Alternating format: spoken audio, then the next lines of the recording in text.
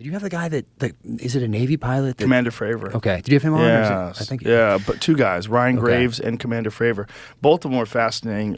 Commander Fravor was the one that off the coast of San Diego in 2004, he encountered that object that went from more than 50,000 feet above sea level to 50 in less than a second.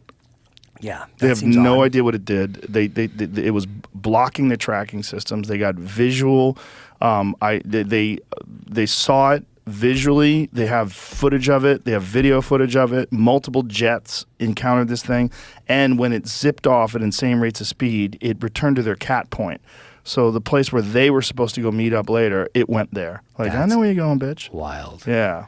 They don't know what it is. They don't know where. They think there was something else that was under the water, that it was interacting with something that was under the water because there was ripples, like there was like almost like a submarine. Jeez. So whatever that thing was that they encountered, that man, Commander Fravor, who is so rock solid. Yeah. When you talk to him, he's not a loon in any shape of the world. He's just a fucking dedicated, lifelong pilot, military man who's just, his credentials are impeccable. Wow. And when he talks about it, it's pretty stunning. And also the attitude that a lot of the higher ups had, like they were aware of it, and that they talked to people on the Nimitz, and they were saying, yeah, we see these things every couple of weeks.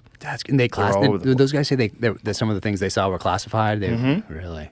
Yeah, and then there was Ryan Graves, who said that, I believe it was in 2014, they upgraded all of their equipment, and then they started seeing these things because the equipment have new capabilities, and they're seeing these things that are 120 knot winds, completely motionless, just staying and just totally still, which is like, how? No heat signature, no visual means of propulsion.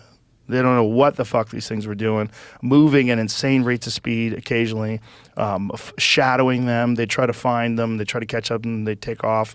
They couldn't keep up with them. They don't know what they are.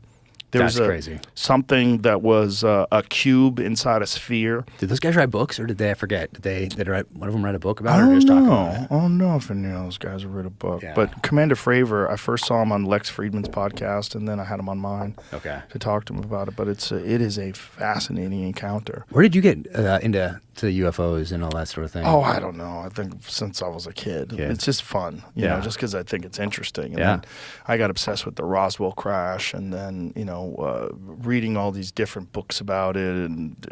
But it wasn't until talking to people that have had experiences that really burns in your head. Right. Because you're talking to these, you can kind of get a sense of people are bullshit artists. You know, you kind of get a sense. The Bob Lazar one's the most bizarre. I don't know that Bob Lazar is the gentleman that worked on Area S4, Site 4, Area 51. He worked back engineering with this thing that they said that they had recovered. And they were trying to figure out how the propulsion system worked. And they brought him on. And they don't tell him what these things are. What it is like, hey, tell us how this works. And he's in this thing that's designed for something that's 3 feet tall. These completely smooth surfaces, this metal that they don't understand. This visual. Oh, really? The metal, the actual thing. It's not, they don't just know, like in the movies, where like we don't have any evidence of this ever existing as an element. What the fuck it is? There was different. He said the problem with it is that science doesn't exist in a vacuum. You need a bunch of scientists comparing notes and trying to discuss it, but everything was top secret and classified, so they couldn't do that. So they brought in people the metallurgy people, and they were not allowed to communicate with the people that were the propulsions experts. Yeah. They were not allowed to communicate with people who supposedly had some sort of contact with the biological entities. And then there's this amazing documentary that was just released recently called Moment of Contact about Varginha, Brazil. In 1996, there was a crash.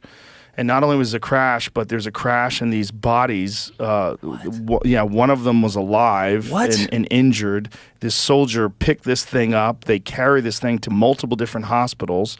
They did autopsies on this thing. What? And then the soldier who encountered it died of a horrific bacterial infection that they could not describe. They didn't know what it was. They didn't know how he got it. And he got it from being in contact with this entity, supposedly. What? Oh, my God. What's it called? Moment of Contact. Moment of Contact. It's incredible. That's insane. What's incredible too is this one of these guys, one of the soldiers that was in this documentary, they bring him to the crash site, and this guy starts weeping and he's talking about it. I mean, unless this guy's like the greatest fucking actor the world's ever known, the way he reacts when he sees this site, when he describes his experience when they found this thing that had crash landed. And there's also documentation that the Air Force had flown a jet to Virginia and returned with whatever the fuck they caught, whatever they got there, and brought it back to the United States. That is wild. You know, Jackie Gleason supposedly had an encounter with Nixon. That Nixon and Gleason were buddies, and they were drinking. Really? And I did not know It's this. a famous story that's disputed, but apparently... Let's go with it, though. Let's go with it. Yeah. Gleason apparently had said that Jackie Gleason and him were drinking, and Nixon was like, "You want to see a fucking UFO?" No way. Yeah, and he flew him to see wreckage, and they had frozen biological entities, and they got a chance to see these things that they had frozen. What? Yeah. What? Yeah. So that must have been like early 70s at some point. Something like that. And That's Jackie Gleason crazy. wound up having a house built in the shape of a UFO afterwards. No Yeah, way. that was for sale as recently as I think like a decade ago. See if you can find Where? that house. In LA or something? No, Or- it's in upstate New York. Ah, But the house looks like a fucking UFO. no Like he had a way. UFO house built. Yeah, Jackie Gleason apparently was obsessed with UFOs after the fact. No. So this What? is yeah. That- Jackie that looks Gleason's like a UFO cabin. inspired upstate New York spaceship house. No way. Yeah. That was Doesn't his that look like, and that picture makes it look bigger. Okay, that's serious. Yeah, Oh, it's wow. a Those are two fucking. different buildings. That's beautiful. Oh, that's two different buildings. Oh, Oh, he has the more first than one's one like of the them? guest house. Top, yeah. It's Oh, like I see. a small building. And Yeah, look at that. Yeah, that's the fucking guest house. thing. The other one. Wild. That's amazing. Yeah. So Jackie Gleason became a UFO freak. Man, I'm gonna do that after this. That's a pretty cool looking house. Yeah, it's pretty dope. Oh Yeah. my god, Oh, I wish wow, it was. look at that. I wonder if it's still for sale. That's Entrance to amazing. the mothership. Woo! I'm gonna talk to my wife about this when I get Yeah. home. This is serious right Mhm. here. Well, now you have this SIG Spear. So there's a lot of UFO stuff on this SIG Spear. So maybe this should be reserved for taking out the aliens when they come. I don't want to take them out. Well, if they attack you. Listen, I don't think they're going to attack. If they attack. If they do attack, I think they could render you useless almost instantaneously. But them too. They're kind of like, why wouldn't they just sit back and watch? I Like, think they're if they're going I to pass right by. If I had to guess, I mean, just the wildest of speculations, I would guess that every civilization reaches a point of technological proficiency when they're also dealing with these territorial, warring tribes Yeah. where they have the ability to literally destroy the earth.